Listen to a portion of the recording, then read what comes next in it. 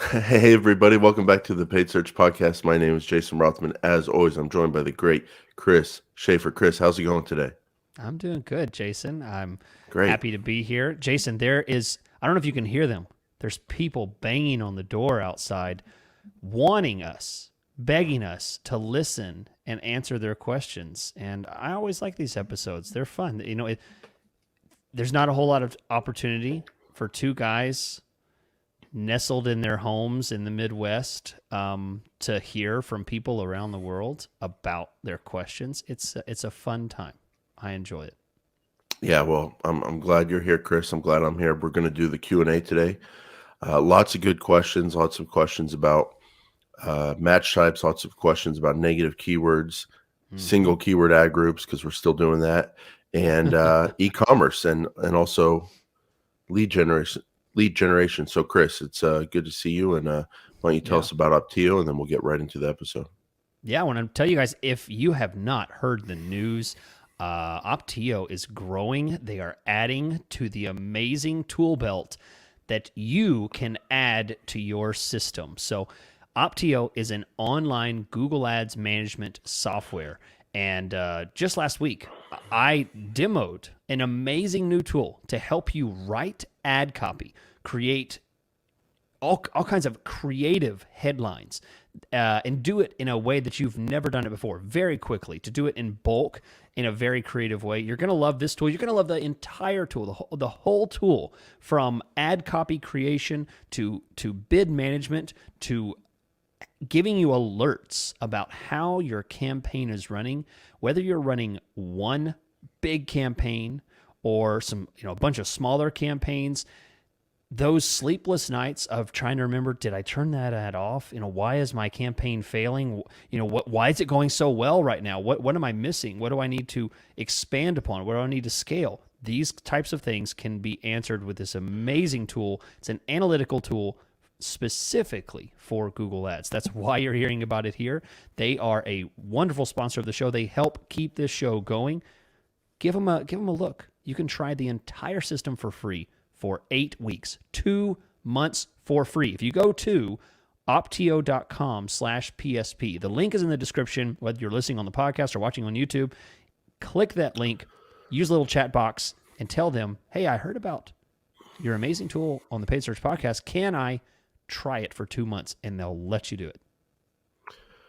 Okay, thanks, Chris. So, the first question comes from John from Boston. He says, I recently started a new job where I'm managing all of the company's Google Ads clients.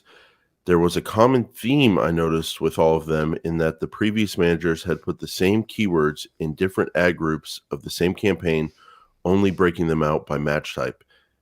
In my mind, this is completely wrong, but it is the same, but it was the same thing in every single account. Do you know any reason why this would be a good idea running a paid search account? I just saw it so many times it made me second guess my own opinion. Love the show. Thanks, John. So, Chris, his question is, he's saying that all the keywords were in different ad groups. So is that a single keyword ad group? Yeah, yeah. Okay. So, I mean, that's the way that I was thinking of it, but I thought that this particular question from John was pretty shocking.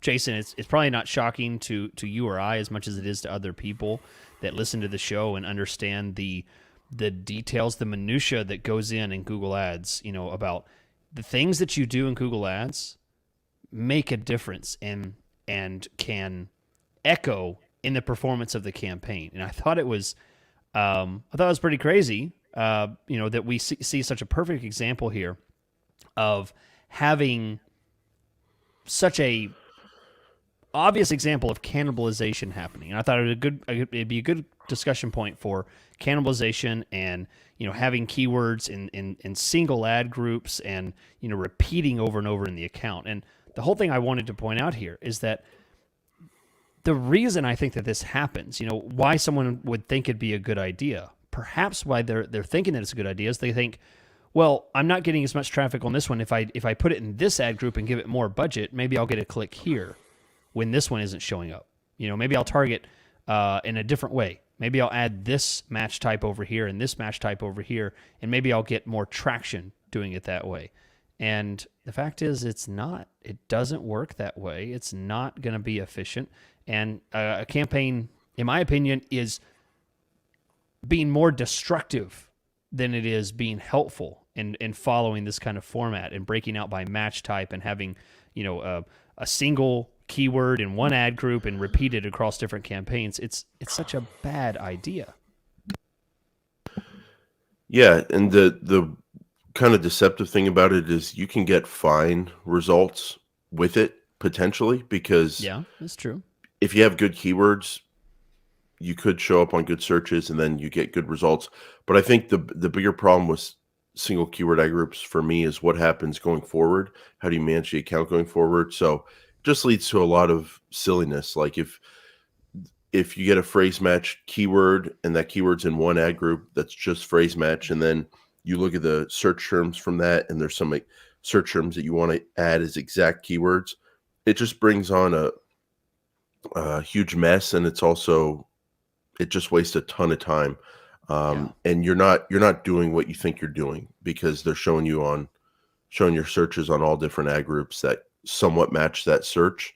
And sometimes you can't even see that because you don't see the search terms. So I guess it's still going on out there.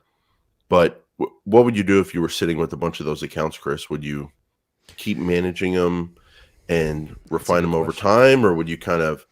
I might, like, I don't know, if it's getting good results, leave it in place, but then start adding more and more keywords to some core ad groups that will become the real ad groups over time. Yeah, I like to think of Google Ads management as a journey, and the first question is, each day or each week, each month, whatever, however you measure success, am I arriving at my destination? Even though I can't really tell what path I took and why it happened, did I get the conversions I wanted? Is my client, is my boss, am I happy with the campaign performance? And if the answer is yes, then you shouldn't try and reinvent the wheel. So I wouldn't do that. I wouldn't just throw it all out just because it's breaking rules. Who cares about the rules? If it's working, it is working. But I think you're right. Assuming it is working, I would then start to try and rebuild the campaign underneath it. I might create a new campaign and try doing something where I know I have some control, where I know I can actually see what's happening and I'm doing things on purpose instead of just stumbling through every month and hoping that I, see some kind of success. This is assuming that I'm hitting my goal at the end of each month. If I'm not hitting my goal, then I'm probably just going to trash the whole thing and start over, honestly. Yeah, that's the kind of the good decision point. And I like what you said. Is it working? That's the first question to always ask, because a lot of different things work these days inside of Google Ads, and it's hard to get something to work again sometimes. So you want to kind of be conservative about not rocking the boat too much, but you can build and try to get to a better place. So why don't you take this next question from Anthony, Chris? Yeah, Anthony from Nashville, Tennessee. Hey, Chris and Jason. Actually, I read it. It's actually, hey, Jason and Chris, but I did that. I changed that around. Happy Valentine's Day. If I had Chris's address, I'd send him some podcast-appropriate shirts along. Wow. Wow, Anthony's cutting deep. Okay, all right, let's continue. I'd send him some podcast-appropriate shirts along with those always blooming bulb flower things his wife got for him. Thank you, Anthony. Anthony, what are those? Did you were you talking to Anthony? Yeah, no, you already forgot. Remember, a couple About weeks what? ago, my bulbs that my wife got me. Look, hang on. See, look, they're starting to bloom. She got you those? Did you not see? Look, they're just bulbs. You talked about that on this show with me? I mean, I try and establish a relationship. I didn't know if you had talked to Anthony outside the show or something, and No. I talked about something your wife got him. Oh. No. What'd she get you? My wife did not get him anything. My wife got what'd she me get something. you? The What'd bulbs. she get you? Were you not here? Is this a different Jason? The bulbs. I know you remember. You have a memory like an elephant, a steel trap, whatever they say. Bulbs that bloom. It's okay. Anthony, thank you so much. Mm. Yeah, no, I've been thinking a lot about the way I learn, the way I listen lately, and it's like if I care about something, I'm just the most focused person in the world. If I don't Oh, that's what it give a crap at that's all, it goes in one ear and out the other. So maybe it was one of those that's times. Read the that's question, so Chris. much. Okay, sorry. Yeah. From Was that Anthony. his question or No, that's it. I haven't gotten to okay? it yet. I'm just Okay, wasting sorry. time here. Yeah, What are okay. your thoughts about search terms that come in from close variant matches, especially on smart bidding, since Google uses a bunch of signals behind the scenes that might make those searches relevant, even though on digital paper they may seem to be not relevant. For example, ads showing on competitor search terms or more top funnel search terms from keywords that are not targeting competitors, but they're very top funnel. If these are driving conversions within your target cost per acquisition, would you still add them as negative? Would you segment them to control them? Would do you negative match at all to not limit the performance and the potential of the campaign? Uh, Jason, what do you think? He has one more question here too, but I don't want you to blow up. He says, should I just quit Yeah, Google yeah. Ads altogether and become a Facebook ad buyer so that he doesn't have to worry about negative keywords? Yeah, yeah. I heard they're doing a lot of AI targeting now to get around the Yeah, Apple block, and yeah. it's good stuff. Maybe Um, you should, Anthony. Maybe you should. Yeah. so yeah, very, very interesting question. And the whole spin is Yeah, on the very fact that interesting question. he's saying smart bidding is the whole situation that it spins around here, because you don't know, why did this keyword get close match variant? Because if it's Hmm. smart bidding, maybe it knows something that you can't see in the search term. So how So do you approach that? yeah, conversions from search terms you're not targeting, you don't really want, but they're coming in from They're coming in. your Yeah. keywords because of variants, because of smart bidding. There's a few filters I go through, and then I'd be curious what you do, Chris. But first filter is kind of the filter where I look at the search term, I see that a conversion came from it, and I kind of ask myself like, is that really a good search term? So, or sorry, good conversion. So if, like you're saying, a competitor's name came in as a close variant, or why Mm, hire a mover, something like that, I yeah. could see how someone searching for a competitor's name or why hire mover ended up filling out a form on a moving website I'm managing ads for, and could be a good lead. That makes sense to Yeah. me.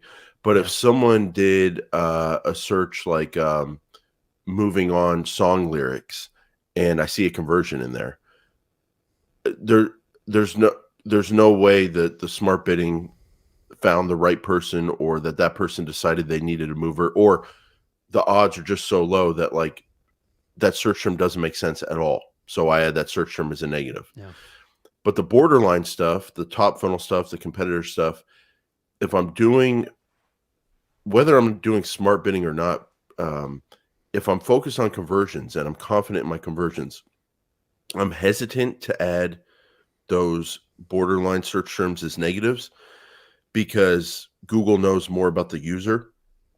And so why hire a mover? That's not going to be a keyword I would target. But if Google knows that that user has also done searches that day, movers near me, and taking conversion actions on other moving company websites, excuse me, in the last week, and knows they're like likely to become a conversion for us, and that's why they showed us, I'm okay to leave that in there and not block it. I would say I'm more likely to leave it in there and not block it if I'm doing conversion based bidding, smart bidding, Mm, versus like a manual bid, very kind of controlled campaign. But in both cases, I'm open to it. I'm just more open to leaving it in, and mostly leave it in a lot when I'm doing the conversion based bidding. There's another filter there, Chris, which is broad keywords. And if you're going to be running broad keywords in smart bidding, I look at negatives to block that stuff like moving on lyrics, like the totally irrelevant stuff that just can't be bringing in good conversions, even if I'm seeing conversions there. But in that case, I'm really hesitant to add negatives when I'm doing broad keywords. So those are kind of my filters. Final filter is to question my conversion tracking and ask myself, mm, what is a conversion, or do I need to make my threshold for a conversion higher? So those are all my yeah. filters, with the summary of, yeah, I still leave some stuff in there and I don't block these borderline search terms a lot of the time, because That's kind of the name of the game these days. So how does all that sit with you? I agree with you. Or Um, are you out there blocking search terms a lot? but well, let me lay this out and see if this surprises you, because I don't really have this problem because of the way that I approach smart bidding. So let me lay it out this way. I have two paths that I'm going to go down. Path number one is I'm going to give full weight to the smart bidding algorithm, and I'm going to use broad match keywords. I'm going to give the system everything it wants. Take the steering wheel, take the gas pedal. All I'm going to do is pour gas into the gas tank. Google runs pretty much everything, but I'm going to give it some guidance. I'm going to say, here's where I want to go. Here's what a conversion is. You get me there. And I use all the triggers that it asks for, from broad match keywords to smart bidding to all that kind of stuff. Okay, that's one path. The other path that I go down will eventually get me to smart bidding, but I don't have this problem because I always start with manual. I always start with manual bidding. And with manual bidding, when I choose a keyword, it's going to be phrase or exact. That's going to be what it is. And if I want to try some broad, I'm going to do it in a very particular targeted long tail kind of way. And I'm not going to just use, super broad stuff. So I don't have this problem, because if I'm running a manual campaign, I'm going to block competitors if I didn't want it. I'm going to block high variant types of stuff that's completely out there. Then, once this has been going for some time and I'm happy with the quality of traffic, I'm happy with the conversions, then I move it to smart bidding. So I don't have this. So the way I figure, either I'm going to get to the destination by going 100% smart bidding, broad keywords, don't really touch a whole lot. I only block when I have to with negative keywords, or I'm going to go manual, which then eventually might take me to smart bidding. So I know it seems like a stretch, but I don't really have this problem because of the path that I take. Well, the key thing when you go down the path of broad keywords and smart bidding is you have to have good conversion definitions. Yes. Because if you're not even going to look at the search terms report, which I think is that's a fine discipline, because like who are you to add a negative keyword if you're doing broad keyword and smart bidding, when Google knows all that about the user? And if you put in your target cost per lead and a borderline search term that you maybe would want to add as a negative keyword can't perform to your cost per conversion, the system will figure that out over time and stop bidding on it, or stop bidding so high on it, and it will handle that for you. But the key to that is you have to have great conversion definitions and have confidence in those. So that's the key on that part. I agree with you on the manual bids.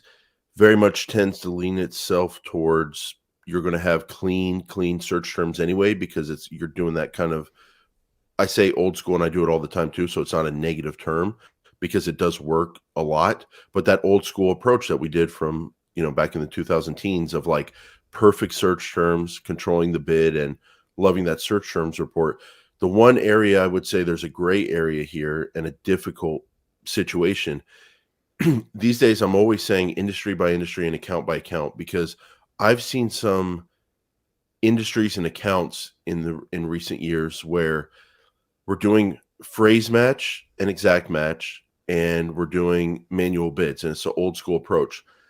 And sometimes the phrase match keywords have a horrible cost per conversion, and we can't get there with manual bids.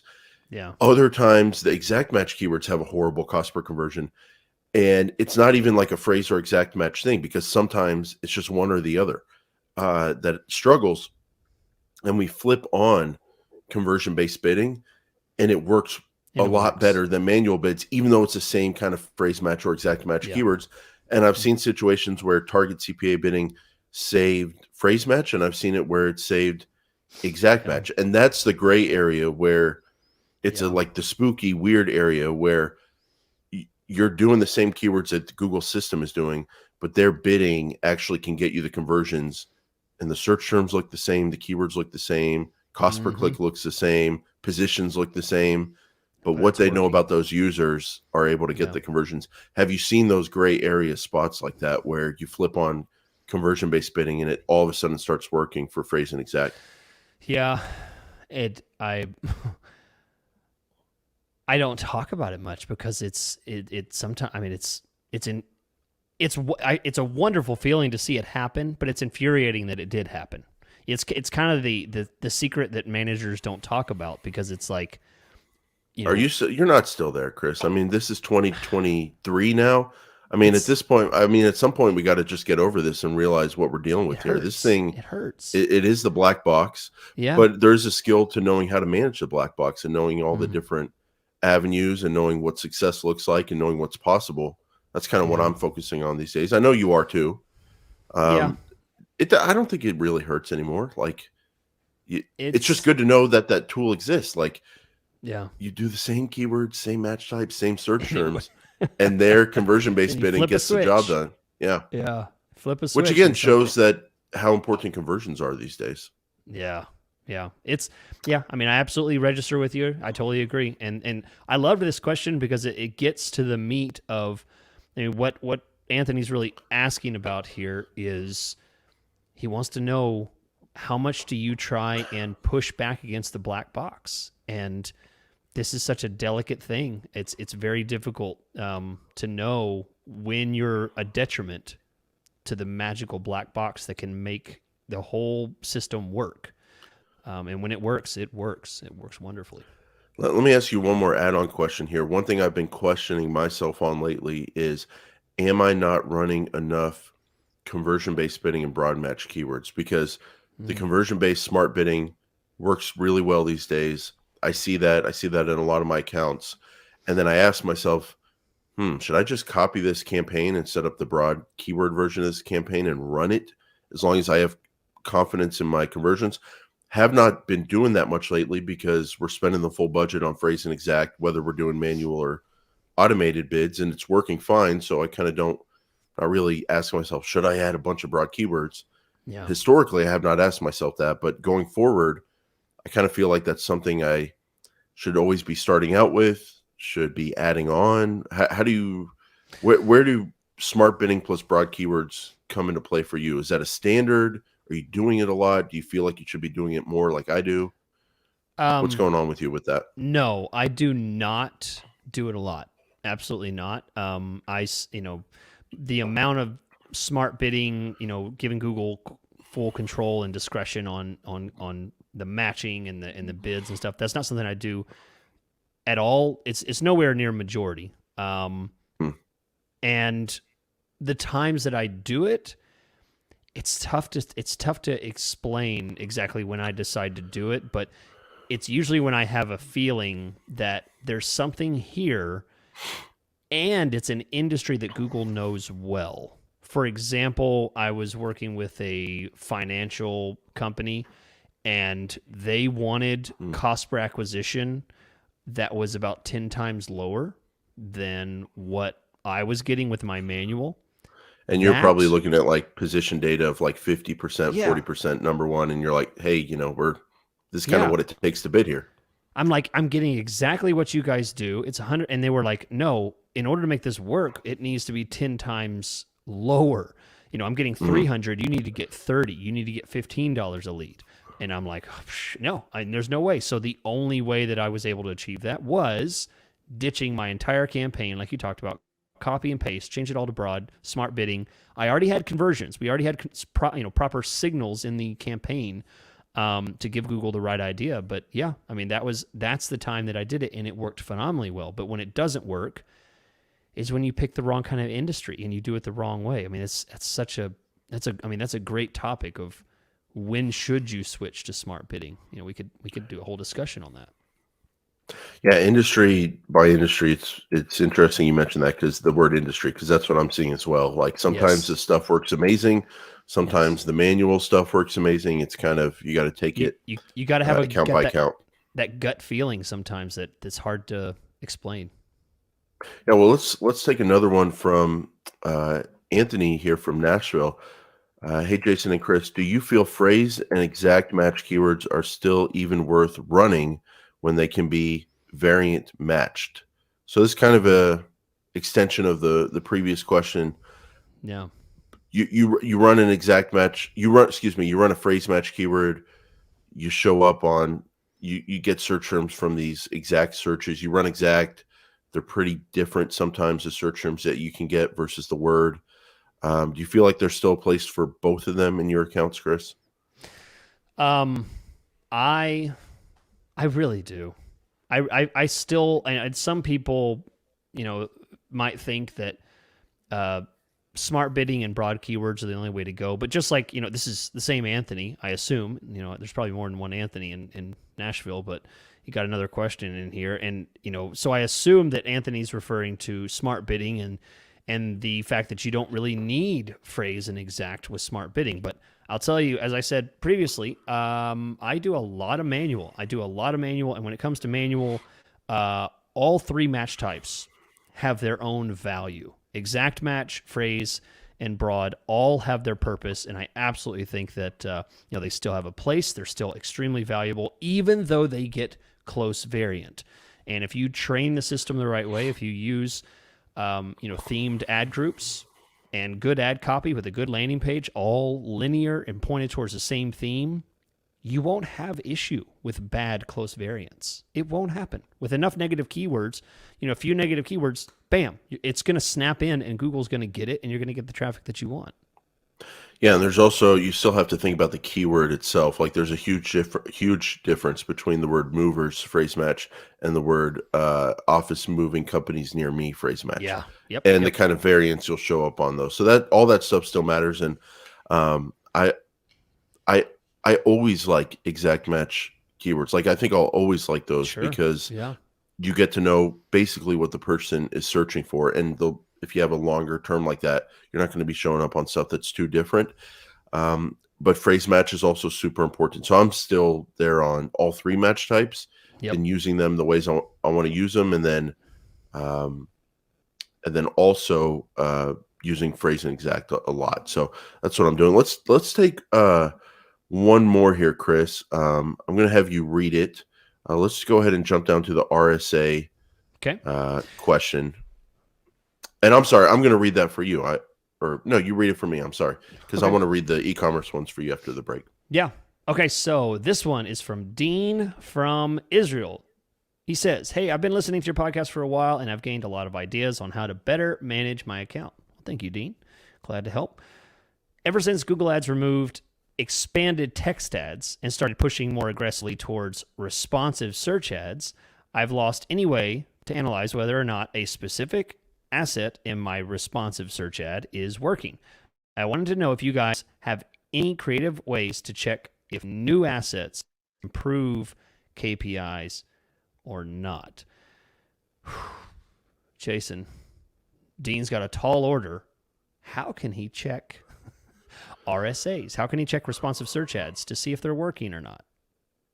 Well, I think back in the day with expanded text ads, we didn't have that many characters and we didn't have that many options. What was it, like 3 headlines is all we had, maybe? Yeah, 3 headlines and so weird to two even descriptions. think about. Remember those old days?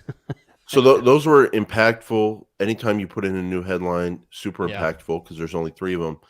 As we've gotten, basically, I'm going to say, like, I don't think about it this way. You can't think about it this way. You can't think that one little headline is going to change the performance. And I'm going to justify that reasoning.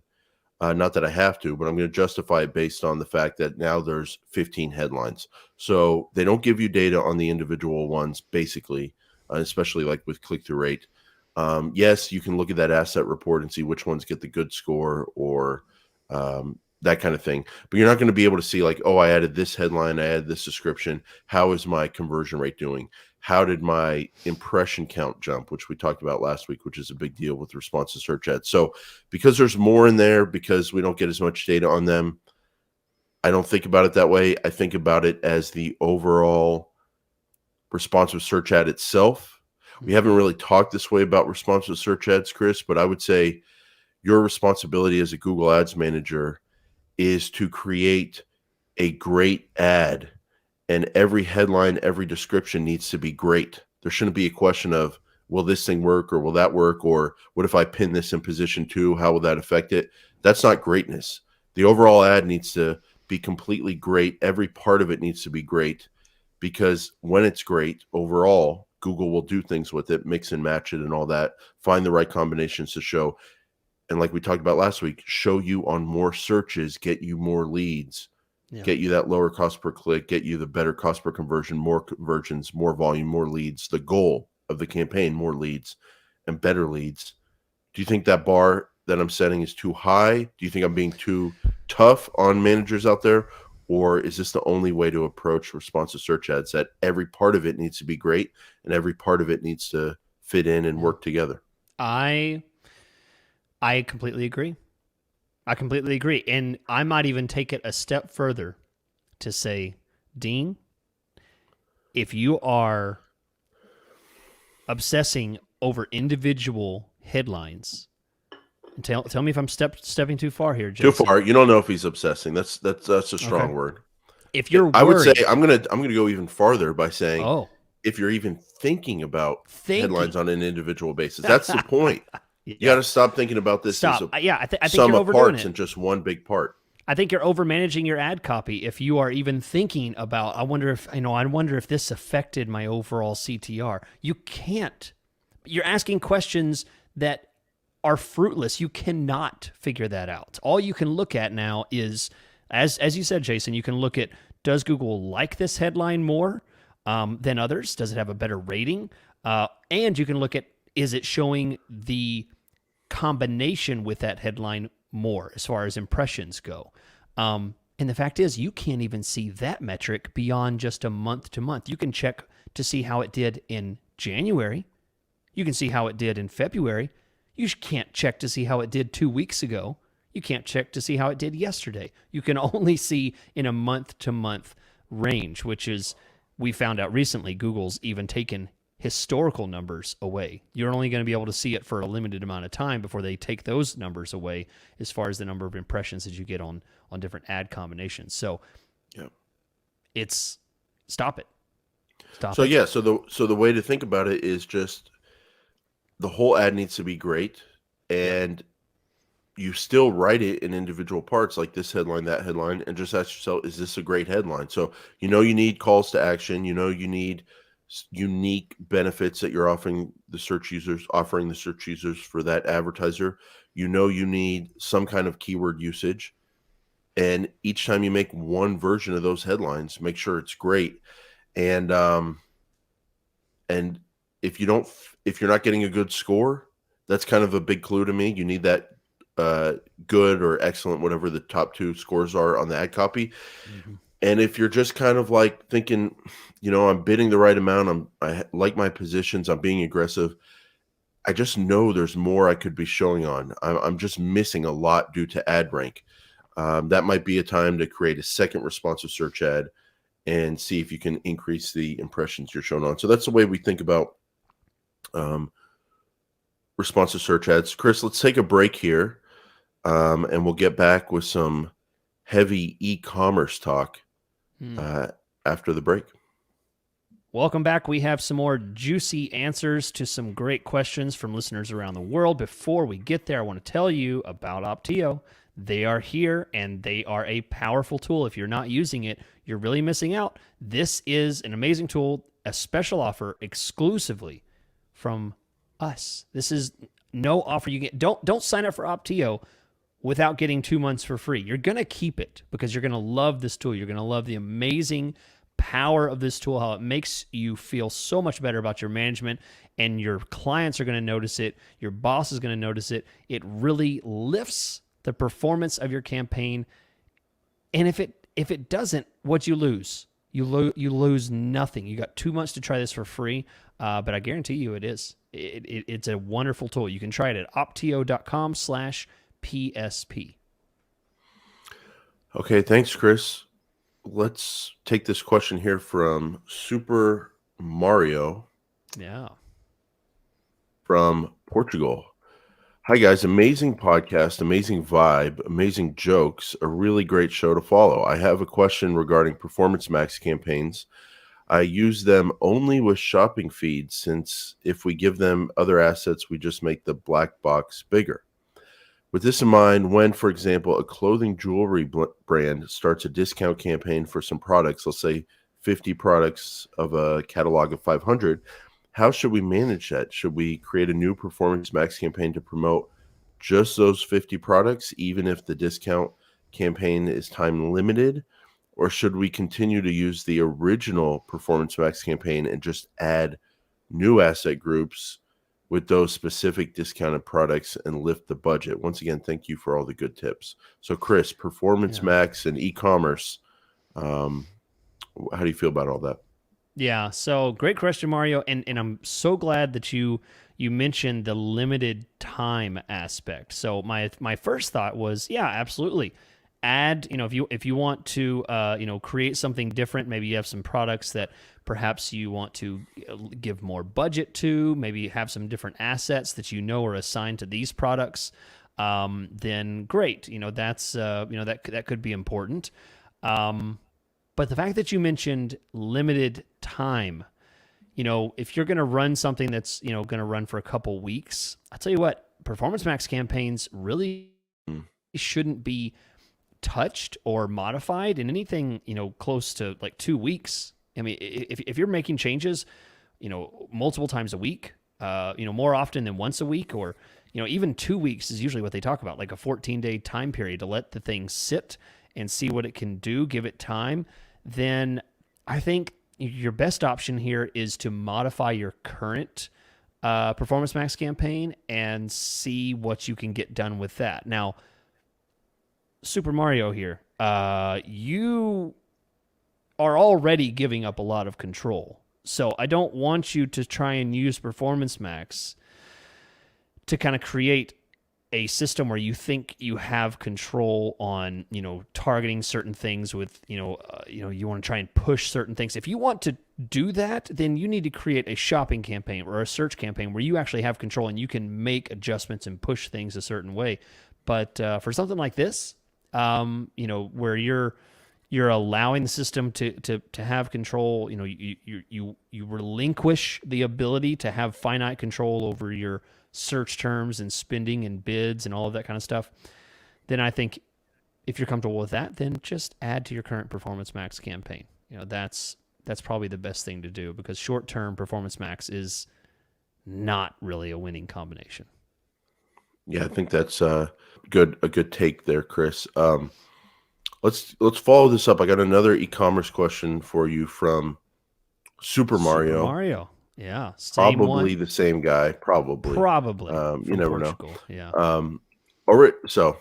Already sent other emails praising you guys. So let's cut to the chase. Probably the same guy, but we can Yeah, never be sounds sure of like these it. things, Chris. No, yeah, don't Need know to for do. sure. In the last episode, while talking about new roofs and roof repairs, you said you're having a campaign with more than 5 ad groups might not be a good idea. Question: I get it when talking about a service company, but if we're running ads for e-commerce that sells jewelry, watches, bags, sunglasses, etc., with 20 brands in each category, wouldn't it make sense to have a campaign for each category and build one ad group for one brand ad, in this case, the type of product inside those campaigns? So, Chris, how do you feel about e-commerce campaign and ad group structure, and how does that differ from service companies? Yeah. Super Mario, again, I like the question, but I feel like you've completely changed gears on me here. I was with you until, and tell me if you disagree here, Jason, but I was with him until he said that he was going to create different campaigns and then put one ad group in each of those campaigns. Did I read that right? Is that, I mean, because that seems like what he was implying. One ad group inside of each of those campaigns is what he had said, based on Yep. the brand and the jewelry. So we might be. I mean, he said 20, right? He referenced Yeah. 20. Yeah, 20 brands in each category. So we're talking 20 campaigns with one ad group each. That I hate it. I don't like that. I don't think that there's any need. When I decide to create a campaign, it's usually for the purpose of budget allocation, geographic targeting, maybe a bidding strategy that needs to change, ad schedule needs to change, something like that. Not because there's a brand. I think for the purpose of managing a campaign efficiently and not trying to take too much control. I mean, this is the same guy who talked about Performance Max, Mm-hmm. so he's used to giving control to Google Ads. I think that having a whole bunch of ad groups is perfectly fine. If you need 20, 30, 40 ad groups because you have different categories, different brands, and those go to different pages, absolutely. Don't assume that e-commerce is going to need the same generic ad frame or ad group framing that that a lot of lead generation would do. But don't take it overboard. I still think there's no reason to have one ad group, one campaign, one ad group, one campaign, and create 15, 20 different campaigns. I think that's a waste. Yeah, and the reason to have a different campaign, it always just goes back to if you want to bid differently, if you need to control budgets for different ad groups or different topics, then you need different campaigns. And if you need different schedule or location, then that's kind of the Yeah. only reasons Yeah. to have different Yeah. campaigns. And that's uniform, I think, but across all areas of Google Ads. Yeah. Yeah. So Chris, why don't you read this one from Victor from Fort Myers? Victor from Fort Myers says, this is such a good question. I'm excited about this one. I run PPC ads for insurance agents. For the first 6 months, our ads for agents were incredible and never had a complaint. Recently, every single client I bring on says that people are calling in for service, claims, other agents, basically, getting calls. It's to be clear here, Victor's saying they're getting calls, but they're calls for the wrong thing. I've done everything in my power to get my current knowledge to try and curb this issue, but they continue to roll in. And the question here is, how would you build out the framework for a solid PPC campaign? I think the real question is, what do you think his problem is, and then what possibly is the solution for him, Jason? Well, I think I'm thinking of two different areas. So you've got the issue of phrase match and or exact match keywords now showing on different searches than they did in the past, a more expansive amount of searches. You could be able to tell that by looking at your search terms report and comparing that in the last month versus like 5 or 6 months ago when things were going great. And look at the quality of those search terms that the same keywords are bringing in. Also, you may not even be able to see that in the search terms report because it could be this bad stuff could be coming from search terms that are not showing up on the search terms report. So I would say if you can see the bad search terms, you add them as negative keywords, you figure out what keywords are bringing those in by adding the keyword column to the search terms report. Possibly you may need to add just a bunch of negative keywords. Possibly you may need to go further and pause some keywords. But if you can't see the search terms, even if you can, especially if you can't, you may want to look at your conversion threshold and what are you counting a conversion? Any calls that last 60 seconds. Now, do we need to weed out more of the bad leads and we need to call that a 3-minute call as a conversion, a 5-minute call?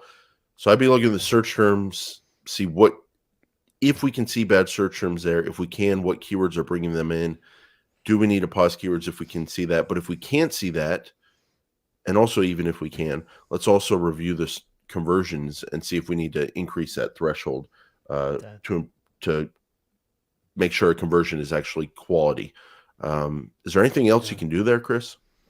That's such a great point, because if you can filter out the unqualified leads, because right now he might have 15, 20, 50, phone calls, and they're all showing as a conversion. And if he just raises the time requirement for that phone call to be a lead, suddenly the conversions are going to drop, but now you know which ones were junk and which ones weren't, because you're only going to get the stuff you want. I did not think about that. That is a great suggestion. So, Victor. So what are you thinking of? I was thinking other settings. Check to see if there's, if the ads Search are running, partners. Search partners, display network running, at midnight, 3 a.m. and 3 a.m. in the morning.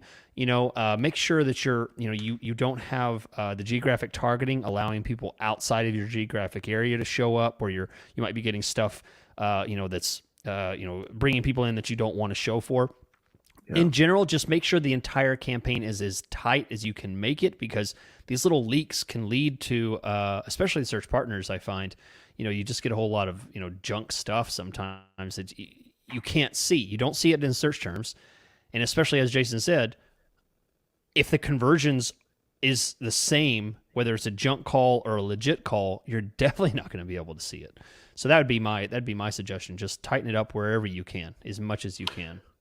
Yeah, and the one final thing to add is you can also improve the quality of your search terms by improving your keywords if you're doing the Sure. more manual focus, whether it's bid or the keyword selection. Just improving your keywords, looking at your search terms, what search terms brought in conversions over the last 6 months. What do those search terms look like? Are they really high quality? Are you targeting those as actual phrase and exact keywords, and trying to get more of your traffic to flow to really, really good searches and Yeah. really, really good keywords with a high bar for a conversion threshold?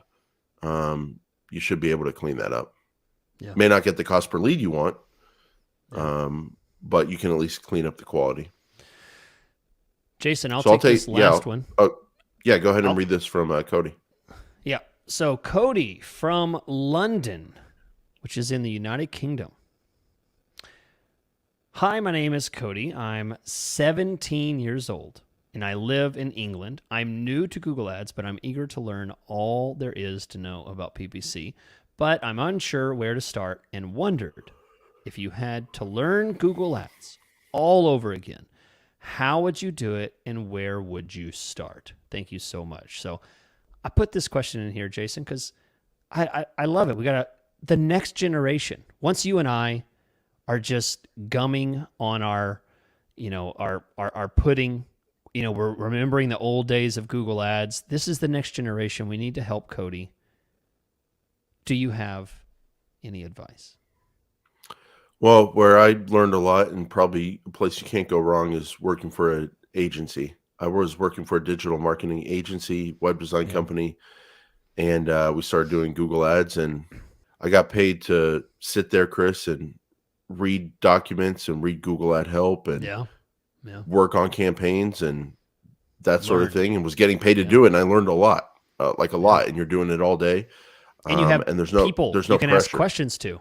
You can ask people questions that are in your agency as well, which is great.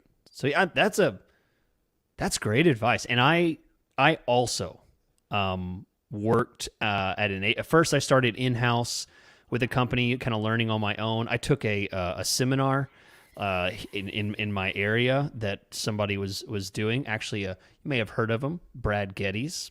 He's a small time PPC manager out there. I took one of his seminars back in like 2004 or something like that, a long time ago. And that was really helpful. In person is really nice. I really like in-person kind of training stuff. There's tons and tons of online stuff out there to learn.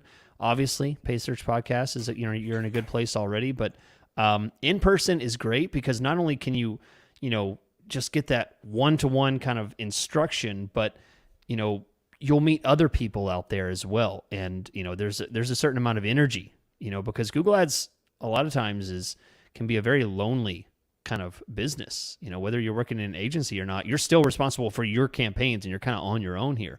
So it's kind of nice to interact with people. And I think that's a great way to go. And then as you move forward, if I were to start all over, I would definitely jump back into the the gig economy of PPC, where I can bid on a job and try and get a job. I can pick and choose my jobs. I can put a hourly wage out there that I want to work and people will hire me, or I can bid on a job flat rate and people will hire me. That's a great way to cut your teeth on some projects that you would never touch any other way. That's another way if you want to kind of freelance it, solo it. That's a great way to do it. But I think the agency spin is also a great idea as well. Yeah, that's the lowest stress one to me because you're getting that paycheck. Yep. But the problem with that is you're only getting exposed to one version of Google Ads, like one style, and one set of ideas. Yeah. There are some some bosses, managers, some agencies out there, they're going to have their way of doing it, and we definitely disagree with a lot of those. Everyone Yeah. disagrees, though. So I think the agency thing, along with some kind of freelancing thing, would be a cool Yeah, thing, that's or true. gig thing, like you're saying. Yeah, that's true. Jason, are we at the end? No more questions. Yeah. No more End of banging the on the show. door. People are satisfied for now. If you would like to send in a question and get possibly your name on the show, your words on the show, and praise us as you should in order to get your question answered, you can go to paidsearchpodcast.com, click on the contact, and fill out a little form there. And be patient. We get a lot of questions. We don't answer all of them, but if you have something unique, something interesting, send it to us. Be happy to hear it. And Jason, how can they reach out and touch you?